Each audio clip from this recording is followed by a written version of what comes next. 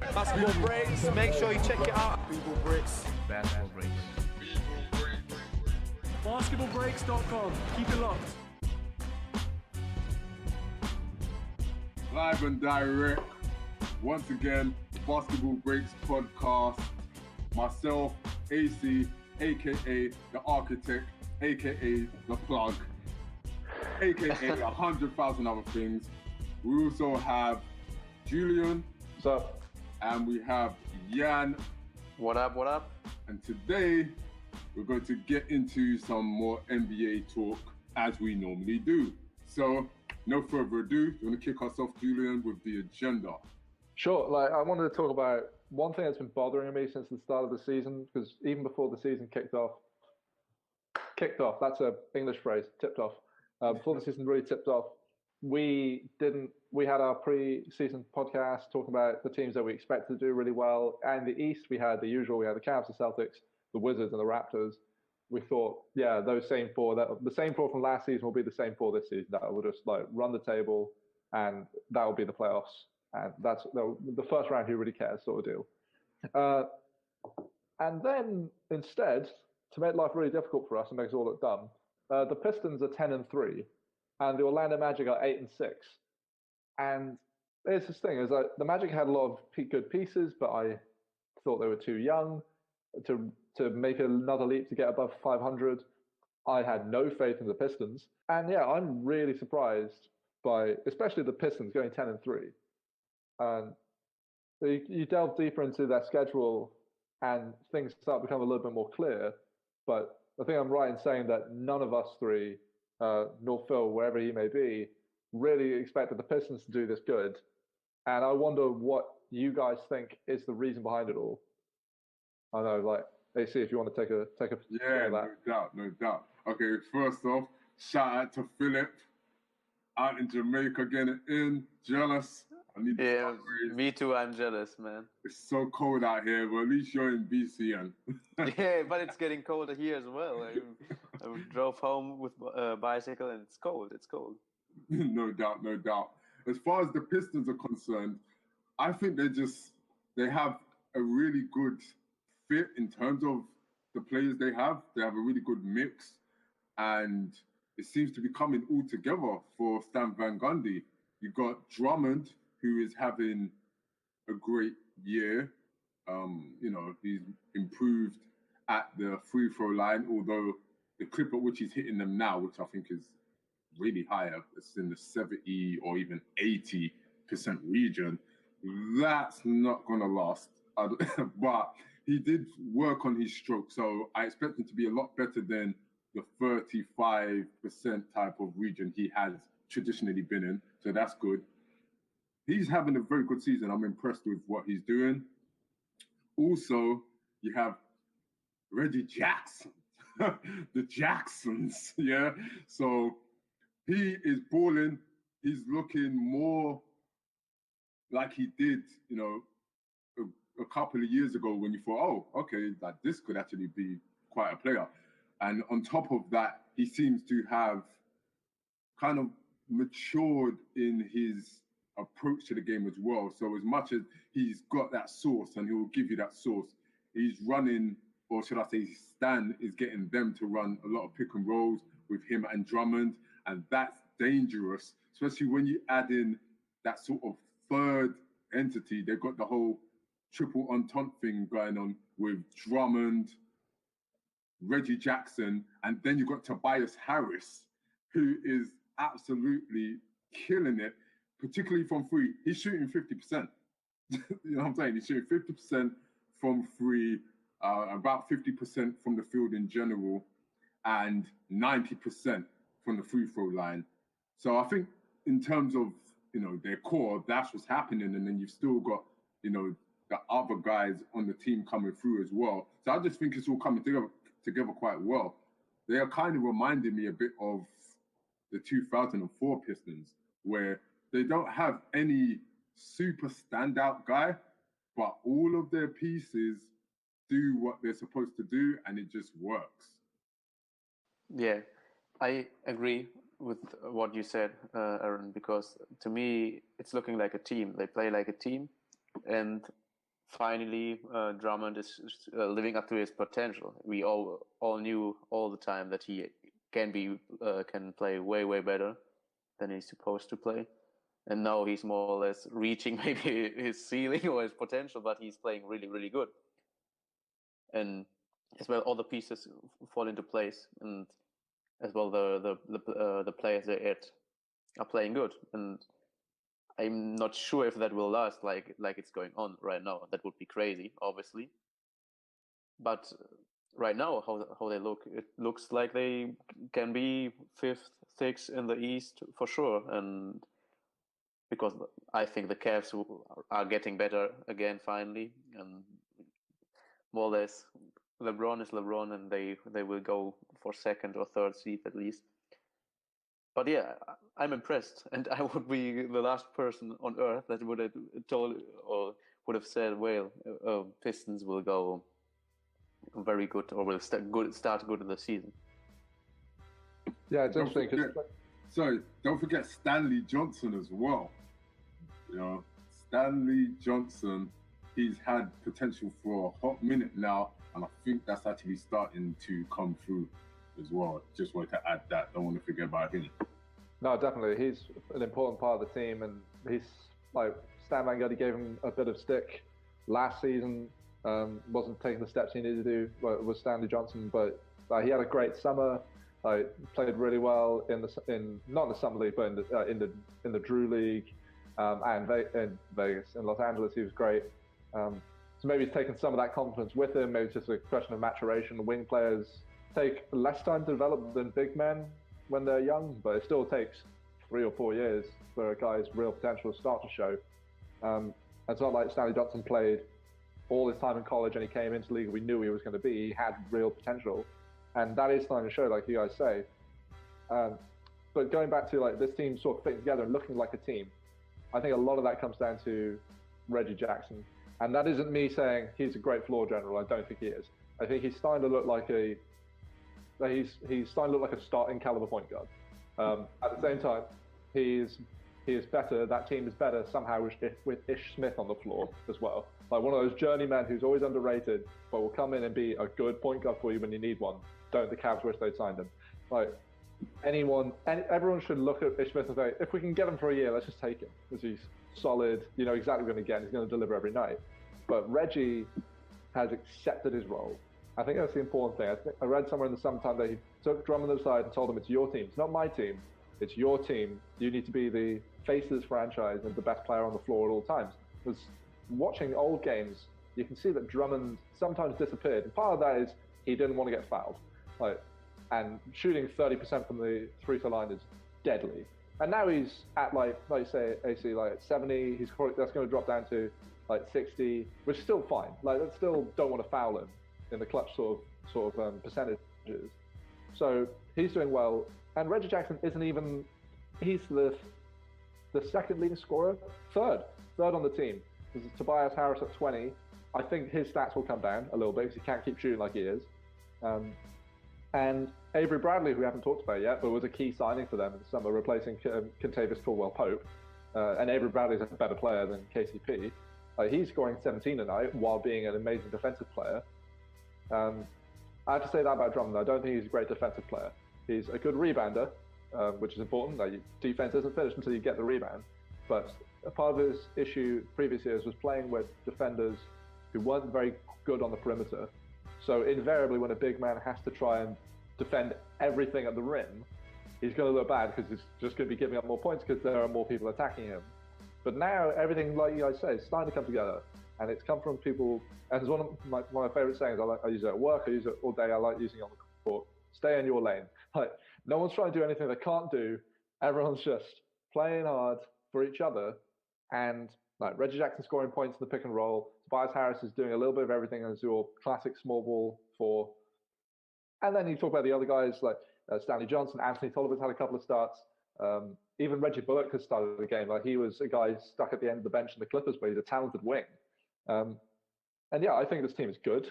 They're not 10-3 good. Like, they're not going to win 60 games. They'll win more than, I haven't pegged for like 50. And that's only because the East sucks. If there was parity in the East and the West, like if it was the same sort of level, they would be like a 45 win team.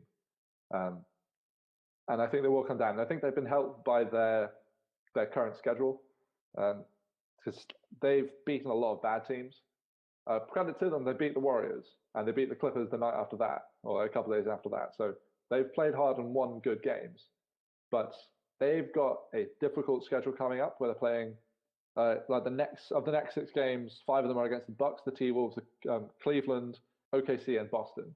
All of those teams are dangerous, have had their own problems, and the Pistons have already played and beaten a couple of those guys, but all those teams could easily win on the road as well. So maybe in a week, 2 weeks' time, we can have a look back on this and see whether are they going to be 15-5 or more likely like 12-9, like 12-8 sort of level. At which point, still excited. Like I like seeing a Pistons team play well, because it's the thing about like franchises like this, especially in the NBA teams where teams take on the personality of their city.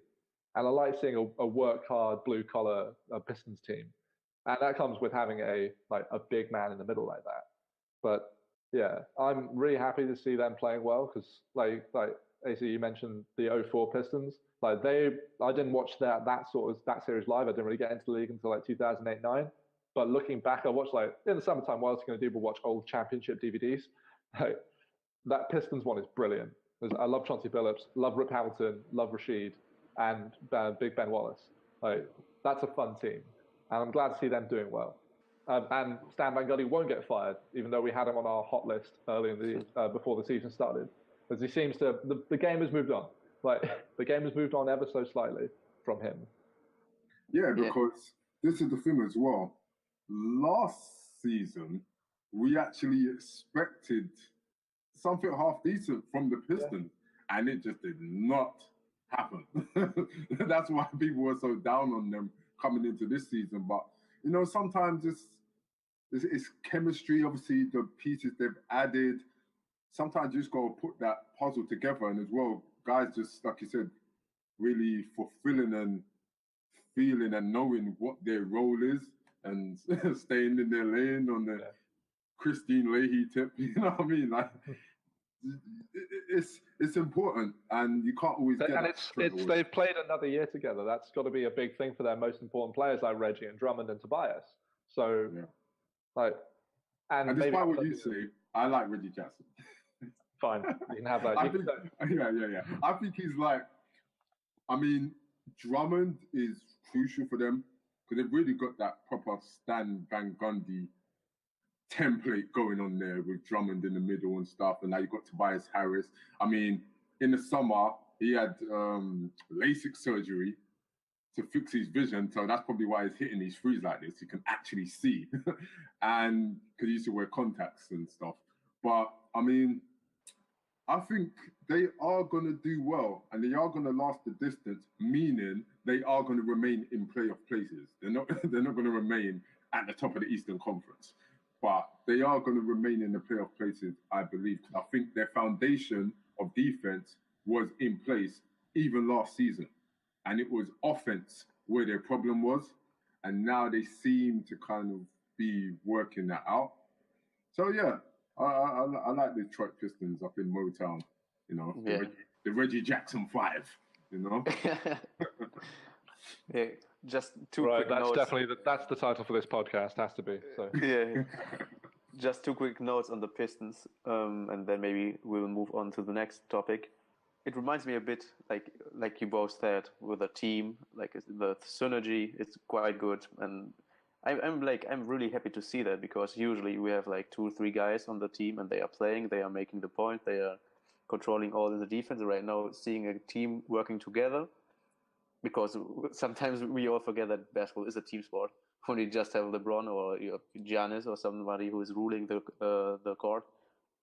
And I like to see that, and as well what you said, Julian, with adopting the atmosphere of the city, adopting the values of the city. I love to see that, and it reminds me as well on the 04 Pistons, but as well on the good old times with Isaiah Thomas and Rodman, where they destroyed everybody defensively, obviously a bit too much, but I love to see that because they played as a team and they fought for each other. They Obviously, fought literally. They fought. Yeah. They sure, fought. sure. Yeah. Oh yeah. Yeah. So I don't want to say. I wish the times back that they fought really, but it was they were a team and they literally they fought for each other, right? But I like to see that that the team, otherwise all the players, Drummond maybe, Reggie Jackson maybe, but they have to play like a team all the time because otherwise they will lose. And I like to see if they do it. They right now they are playing like a team and they win, and they should continue with that, and then they will be in the end up in the playoffs. Yeah. Well, I think they will. It seems like make the playoffs because definitely the middle bottom of the East, it's not as strong or as like wild west as the West Conference is. Like no one's having to. The Pistons will make the playoffs. Like they should have done better last year, but whatever it is, another year together, people figuring out what their roles are. I haven't watched the games close enough to know if and we watched like last season's side by side close enough to know if Avery Bradley is the difference maker. But this way, Avery Bradley is one of the few guys in the league who can guard LeBron James. So if they meet, then and he's much shorter than LeBron James, but he's just that good a defender in general. So I mean that'd be a fun playoff series. And that a game worth watching. They are playing Cleveland very soon. I think it's in like 3 or 4 games time. So that'll be something worth them catching up on maybe next week. But the other team I mentioned at the top of this podcast was Magic. Again, it's another team that a lot of the pieces haven't moved, but so they've added like a couple of dudes like Jonathan Simmons, and they drafted Jonathan Isaacs.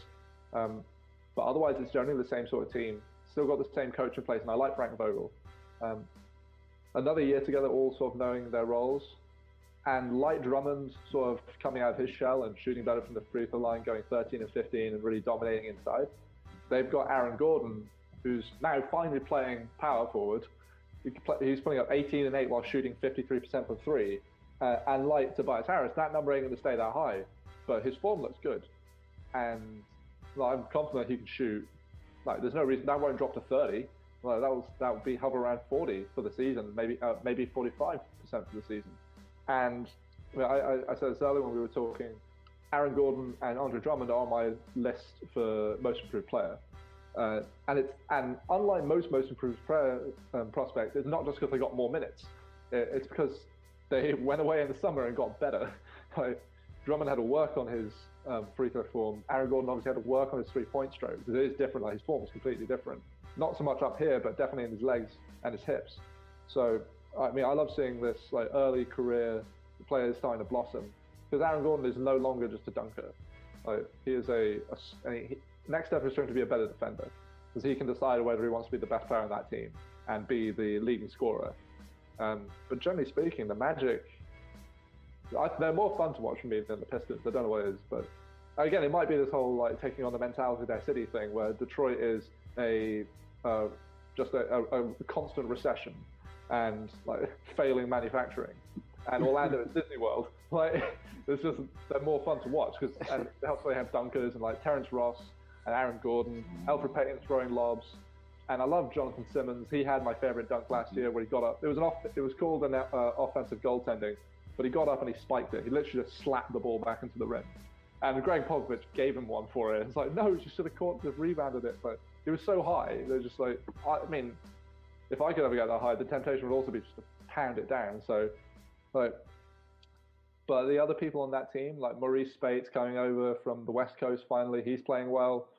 I'm not sold on Jonathan Isaacs, but he's young, long, and you can't judge a guy. He's got all the potential in the world to be a decent interior player. I don't know if you guys have been watching a lot of Magic games. I see what I mean. He's a little bit. I don't know if he quite knows how to move around the floor yet. Yeah, I see what you mean. This kind of awkwardness. Yeah. They're saying it's the exact opposite to Jason Tatum, who's already carrying himself like a veteran. Yeah. Like Jonathan Isaacs.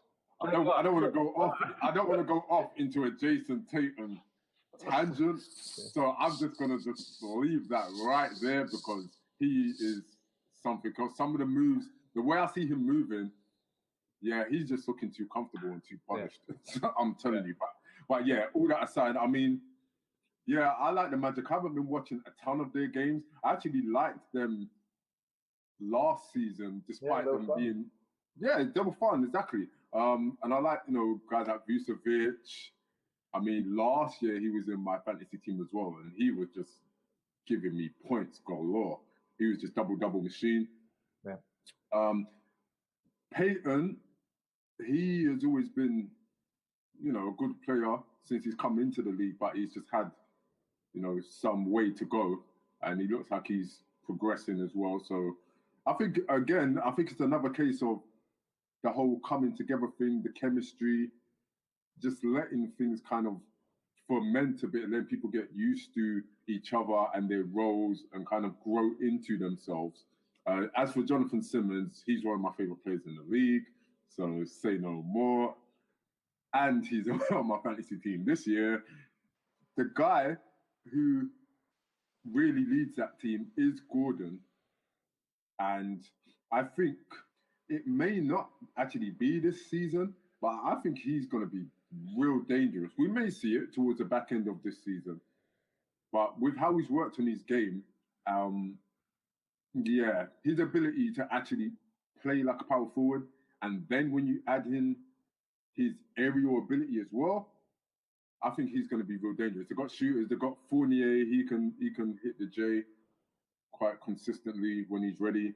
So they're good, but I don't think I'm as high on them in terms of where they will finish as the Pistons. I enjoy watching them more, but I feel like Detroit are more resilient. That makes sense. I think Detroit will go maybe we'll go 4-5, maybe if everything goes well. I kind of expect them to have similar records, maybe like Detroit's 5 games higher, but the Magic will make the playoffs. It seems like we're barely a fifth of the way into the season, but it seems like they're going to be there, and they'll be 6th, 7th seed. Like, I don't know who the 8th will be. Detroit can give a playoff team like Boston, like Cleveland, some difficulties. Part of that is because they have Drummond, and he's such a good interior presence. And for as good as Nikola Vucevic is, he doesn't have that sort of potential. And the weird thing is, in spite of the league going small, a really good quality big man can be hell for someone like Cleveland and for Boston as well, because Al Horford is great. But like, imagine, we talked about this a couple of weeks ago. Imagine if the Wizards somehow picked up DeMarcus Cousins. Right? Who's guarding him in the East? No one. Like, they could trade Otto Porter and a couple of other guys, or save the headache, just trade Bradley Beal straight up for DeMarcus Cousins, because we all know that John Wall and Bradley Beal have always had a bit of a thing, but John Wall can play with Otto Porter all day. Otto Porter is slightly more variable than Bradley Beal, like, in terms of where he can play on the floor. And John Wall is like one of the only guys in the league that DeMarcus Cousins probably gets along with really well, because they played in college together, right? So that happens. No one can guard the Wizards. But yeah, it's just to come back off that tangent. Big men like Vucevic and Drummond can give playoff teams like Celtics and even Toronto, because Toronto, as much as I like Valanciunas, he hasn't really shown enough in his young career. So like, I'd have him on my team. He's a good starting center, but he's not better than, say, Marcin Gortat. Part of that is he doesn't play with a really, really talented point guard like John Wall, or have as interesting an offense. And that's really difficult for me to say about someone like Scott Brooks. So, I mean, you guys know how I feel about Scott Brooks, but coach. No, he's not. He's fine. He's fine. He should have a job in the NBA. He's not going to win many playoff series. But yeah, I agree what you said. Like, the Pistons with the Drummond can give some work to the Celtics or the Cavs in the playoffs, because if they really play like a team, it's easier to play a team, like have a team effort and play all the nights good as a team. But what we usually see is like 2-3 good players, and 2 of them play good and they win. And if no one plays good, they lose.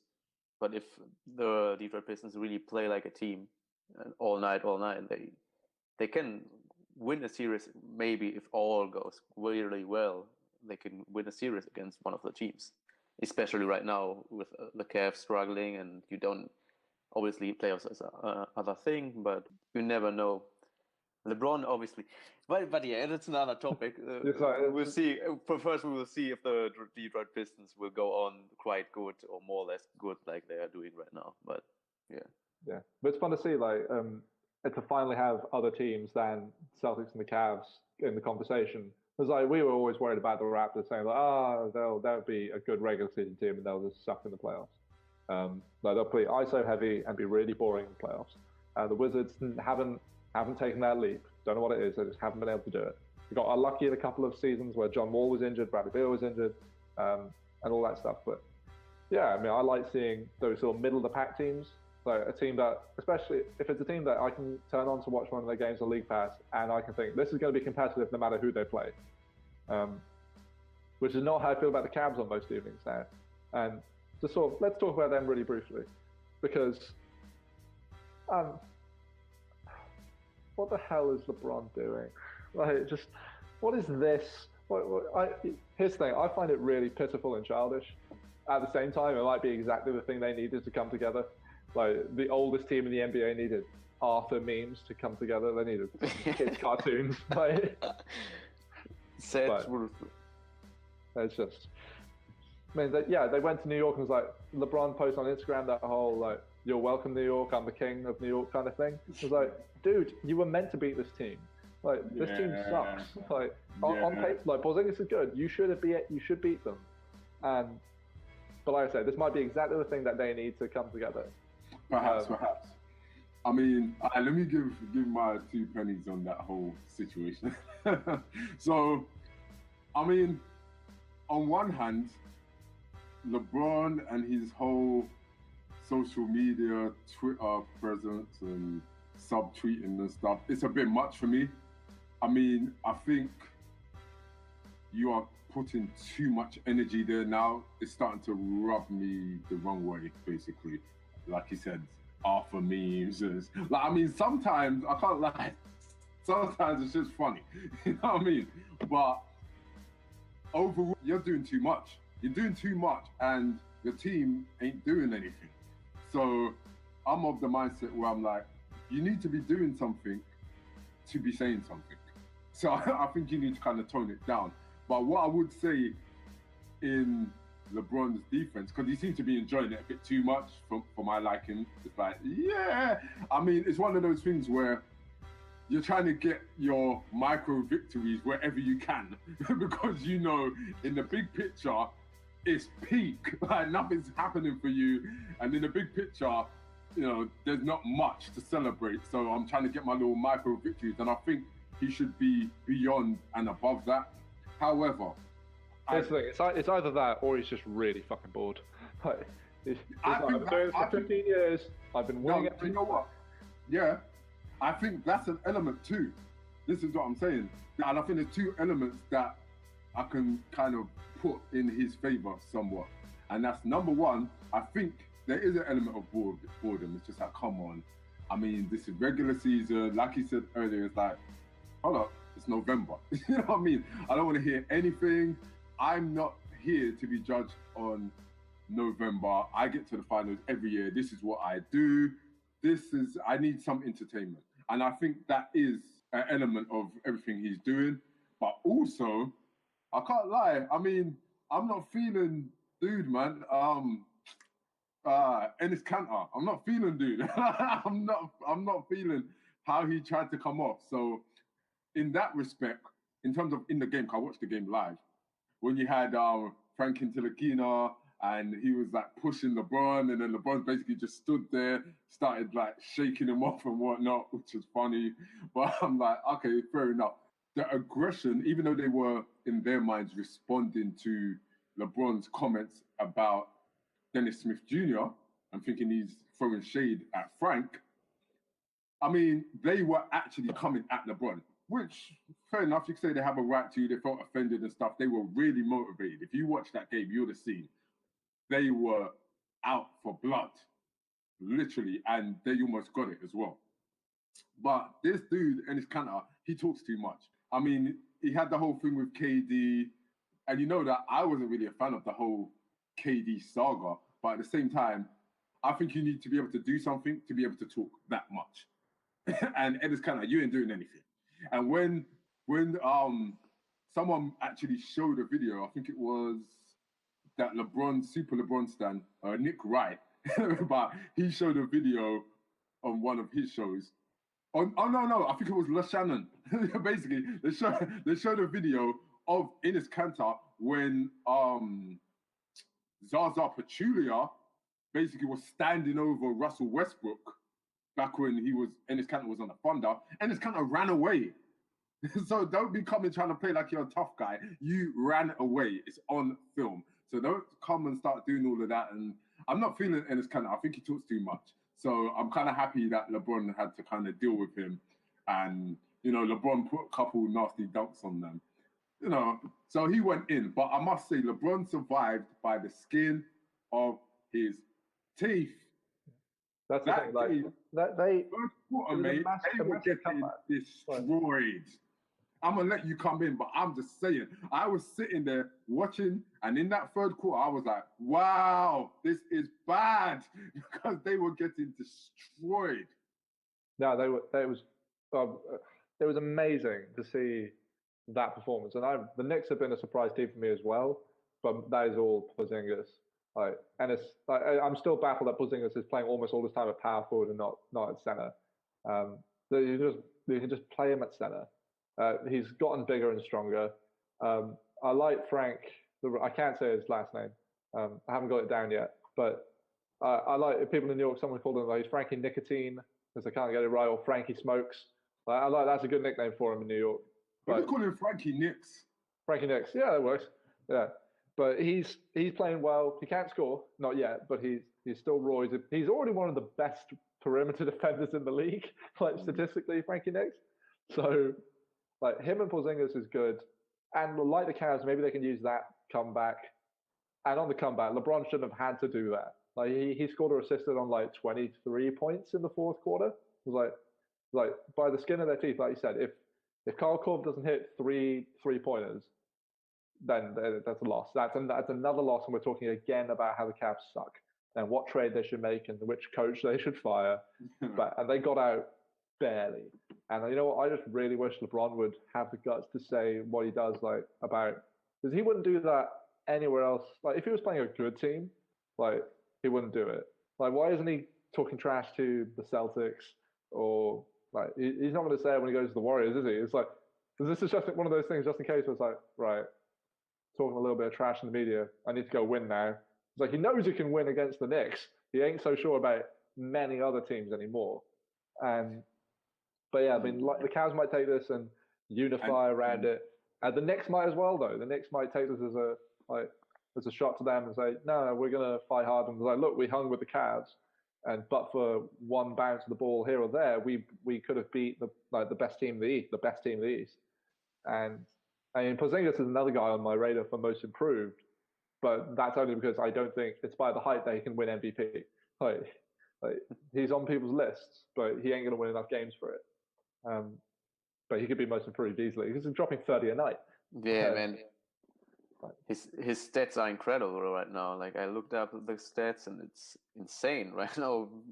But yeah, probably he will lose a lot of games. And just one quick thing about LeBron. We just need to let him do his thing on social media, and whatever he does, I think he does it for a reason. It may sound stupid to us making such use of social media and everything and overusing it and exaggerating it. But I saw some guys as well. Isaiah Thomas dropped some cartoon stuff on Insta and everything. So maybe he just feels, okay, the old guys, or Isaiah Thomas is not that old, but the old guys or in general the team needs some things to think and to laugh about. And then with the Knicks as well, obviously LeBron can destroy every team apart from 3-4 teams. He can destroy on his own almost every night, if he wants to, if he gives 110%.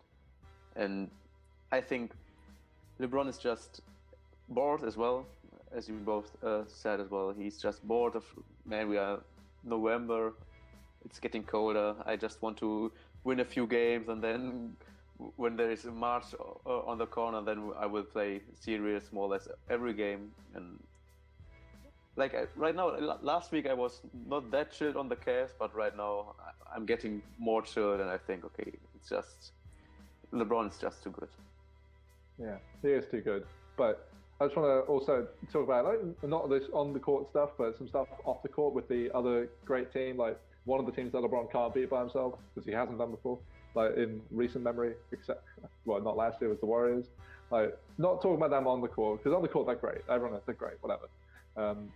Off the court, like we've been talking about them needing to and like to fulfill. He's not dead, but you know wherever he is. Like they need to sit down and be humble, because have you seen this stuff about like Steve Kerr? He a week ago or something, he was on the podium before the game, and someone was saying like, "Oh, is Kevin Durant playing?" And he says, "Okay, wait, everyone got your phones ready? You ready for Twitter?" He's like, "Iguodala's going to start," and like he just leans back and like gives them. He looks into his phone, answers an email, or like trimming his fingernails. I was like, "Are you guys done now?" I was like, "That's sort of funny, but it's also just now a little bit like, just move on." Like, yeah. And then like what, last night or the night before, he answered some question and was like, "You guys done with your phones?" He was fiddling with a Rubik's cube, like, and it was clearly, it wasn't like one that he was just playing around with. It was one that he definitely pre-prepared just so he could do a couple of turns for a joke. How contrived? Like, what are you doing? It's a joke. Yeah. Yeah, it's the thing that he said that this team is sort of in the doldrums. Like, when you've been to the finals so much, you're weary morally, physically, and you need to get something to get you up and ready to play games. And it may not happen until Christmas or after the All-Star break before they really flip the switch. And that's scary to say because they're already the best team in the league. Like, but is this the way to do it? This is the way I'd moralize a team. I think, on one hand, Steve Kerr is intelligent, very intelligent. He knows what he does as well, like LeBron. But we talked about that earlier, like a couple of times. Every time we talk about the Warriors, we more or less just talk about the off-court action, because by on-court action, you can't just can say one word, it's brilliant, and then you're done with it. And off-court, it's just what Aaron told a lot of times about Green especially. It's one thing if you are a person like that all your time, you're doing the stuff, you're doing crazy things during the interviews. But to me, Steve Kerr is like one guy. He's like, seems like all the time, he seems to be like one of the most boring guys, so to say, who does not do some action like that, like it just does not seem natural, like playing a role and everything. And I don't know why is he doing it, but to me it's like just, it's, I feel a bit ashamed when I see him. Like, I feel like, what are you trying to do? What are you trying to sell me, or what's going on? Because it's not, to me, it's not funny. It's nothing. It's just, I feel ashamed when I see it. Right? I don't know if I wouldn't want my coach to do it.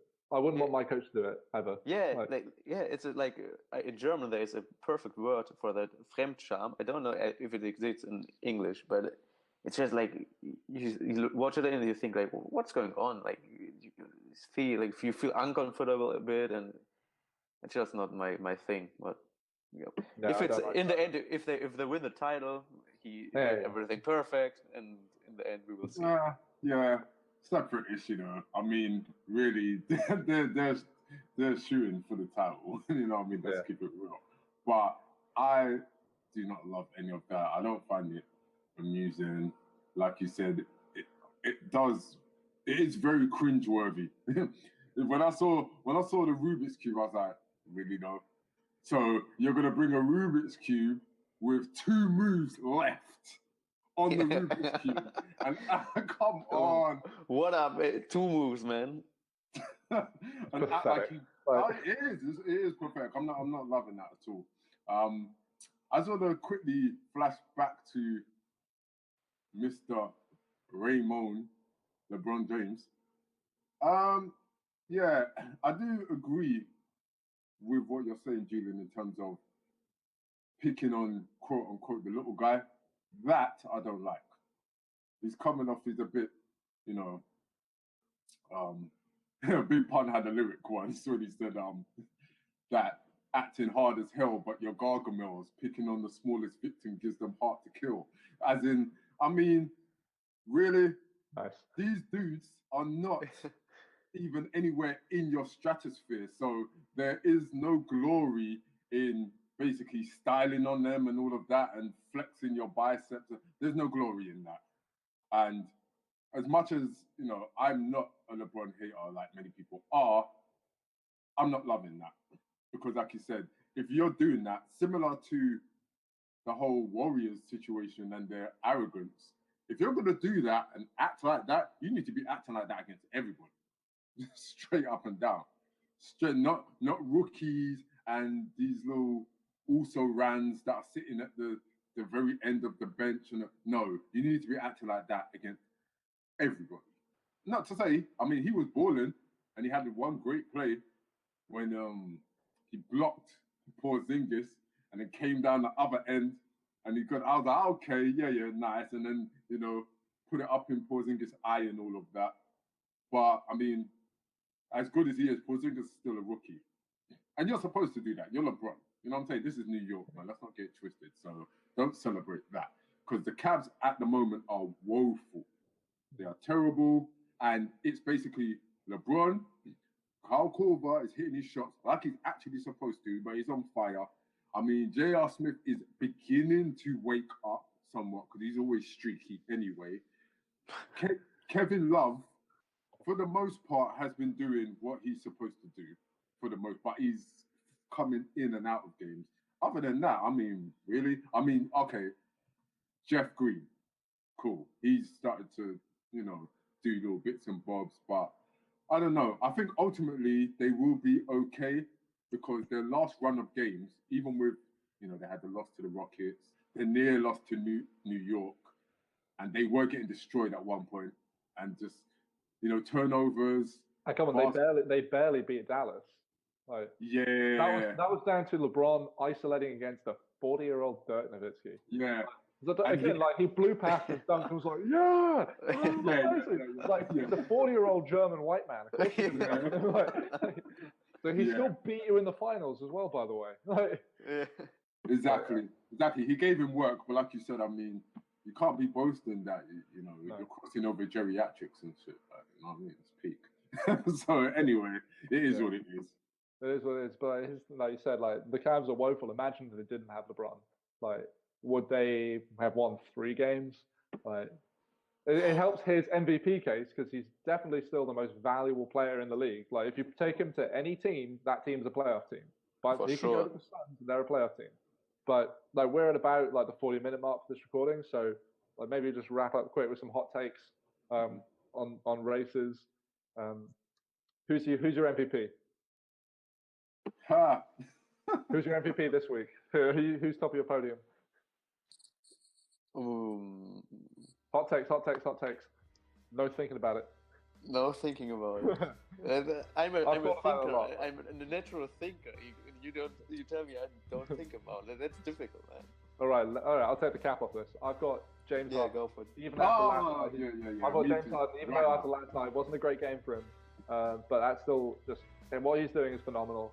I don't know. In fact, I just finished writing a piece earlier about Kyrie Irving, who I think should be in the conversation for MVP, and. I saw a finish on that. Yeah.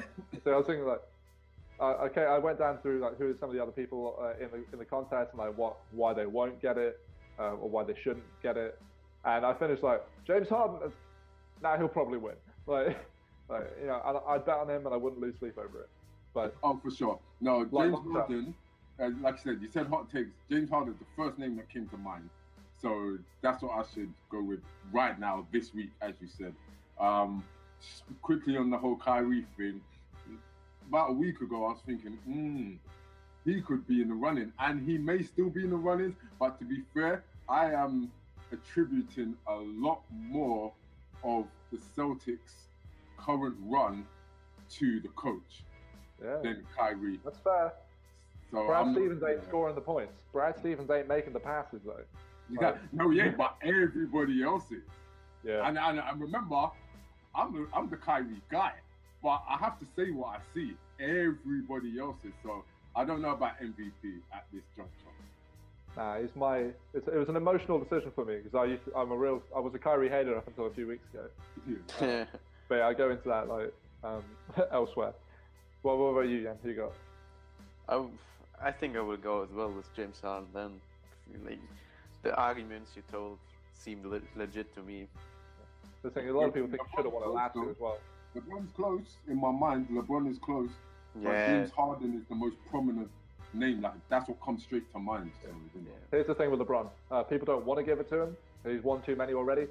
He's not having a good story season. It's sort of like the first year in Miami where it's like, you want to be a little bitch about it? Fine. Like, we won't give you anything. Like, you can be head of your All-Star team if you want, but you'll be first team All-NBA. Sure, but... And the other thing, they legit may not win enough games for him to be in that conversation. Yeah, that's the thing with LeBron all the seasons. But we talked about that a lot of times, right? Yeah. Just some of the other awards real quick, like defensive player. We really love Rudy Gobert. He's out for a month and a half, 2 months. So that might affect his standing at the end of the season. Or it might help him if the team sucks and he comes back and they're amazing again. So I think we'd all have Rudy Gobert on our shortlist there, right? Yeah, he'll be in the shortlist. I don't know, something in my mind is telling me it's probably going to end up with Draymond. But yeah. Maybe. Yeah. I think Draymond as well. Like, you guys know I'm not a fan of him, but like just objectively, he's playing great defense. So I don't think there's any wings that are really in the conversation either right now. Not really, right? Like, yeah, which is weird because usually the league's getting smaller, but yeah, but usually with the wings, in my opinion, right now, it's like it's not that you don't see a lot of action because like it's more appealing the rim action and everything, and it's more team defense right now as the team is getting more. It's more stretched the game, so it's more team defense in my opinion. And I don't know. Well, I think so. And when we talk about those team defenses, that we want to give the Defensive Player of the Year award to the guy who's the anchor of a great team defense, like Rudy Gobert. Yeah. And I can't really think of many stoppers who I'd want to give it to. Like Avery Bradley's brilliant, Jimmy Butler's great, but like though their teams as a whole aren't good enough defensively for them to win it. That's it. And it's not like in the past where it's like you got the most steals, have the award. Like, because if so, you'd give it to like Paul George or Kyrie. Like, so, but yeah, those sorts of. Yeah, no. Yeah, Kyrie. There's one award that Kyrie's never winning. It's Defensive Player of the Year. But I'll tell you what, though, just quickly throw this in. Boy, I think, for lack of a better word, I think the loser in terms of individual player.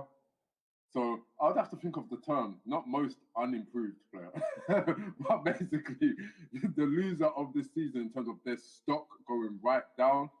When he comes back, I think it's going to be CP3. And we might have to talk about that all differently on another show and see what happens when he comes back. He's playing tomorrow night, I think, is what I'm hearing. And I hope not. No, I like CP3. No, he's coming back tomorrow night. And I also read somewhere that Kawhi Leonard, he's going to come back sooner rather than later, is the word out of the Spurs camp, which is good. Like, that means before Christmas. So, or maybe they'll, like, Christmas game. Like, that'd be fun. But in what I'm sure will be a hideous Spurs Christmas jersey. Don't know what Nike's going to pull out for that one. Because the Adidas ones the last couple of years have not been anything to me. But Nike have got their own problems. Has been well documented. Man. But one guy who's had that problem, let's say, who's everyone's Rookie of the Year? On 3, 1, 2, it's Ben Simmons. It's Ben. Exactly. Man, yeah. It's not close. When I don't have to think about something, then it's an easy decision, man. I tell you, that's for sure. Like, no other option right now. It's a real shame because Jason Tatum is the best player from this draft, but Ben Simmons is technically a rookie, and his team is great. Joel is amazing. Robert Covington is also on my shortlist for could be most improved. He's playing that well, so that might be because he's playing next to Ben Simmons. Who knows? But you got to take those things all into account. But Robert Covington should get votes, I feel. I like that team. They're fun. I watched that whole game when Redick scored like 3 3-pointers or 4 3-pointers in the fourth quarter. Some of them off balance, like super high arcing, hit nothing but net. It was like no business winning that game. And it was... You know what? I added Redick to my fantasy team. Okay. I saw him and why? What? I have like one injured player, and then like I switched him immediately. Nice. Yeah, that's a good pickup. I'm playing Kevin. I'm in a series with Kevin now, so nice. I got to pull out all the stops because I think it's me and him who are joint leading the table at the moment. So I got to beat him. I got to pull out all the stops because his team's quite well balanced. So I beat him in one series so far. So I've got the next game. But I'm so annoyed that Curry's got injured. Yeah. It's one of my main players, so I'm going to have to try and do some kind of magic. But yeah, there you go. Yep, so nothing else on the table. We good? Talk about the big things, talk about the typical social media stuff that pisses us off. So, yeah, I mean, we'll see next week. Hopefully something a little bit more interesting actual on-the-court action comes up. But, Jan and I have both got some things we've written for B-Ball Break, so we'll put that online real soon, the next couple of days. We'll make sure everyone can have a look at that. But yeah, like we'll keep everyone posted about goings on in MVP races, and maybe we'll do a poll just to see, make sure that everyone else in our universe believes Ben Simmons is that good as well. Yeah. I don't want anyone else like Markel Fultz when he comes back will be amazing. Like no, he won't. No. You always get one. You know what I mean? You always get one. Okay, cool. Well, there you go. Once again, another great episode, Basketball Breaks podcast. You can go to basketballbreaks.com, click on podcast, download, get the RSS feed, subscribe, iTunes, various other channels. We will see you again next week. Adios. Adios.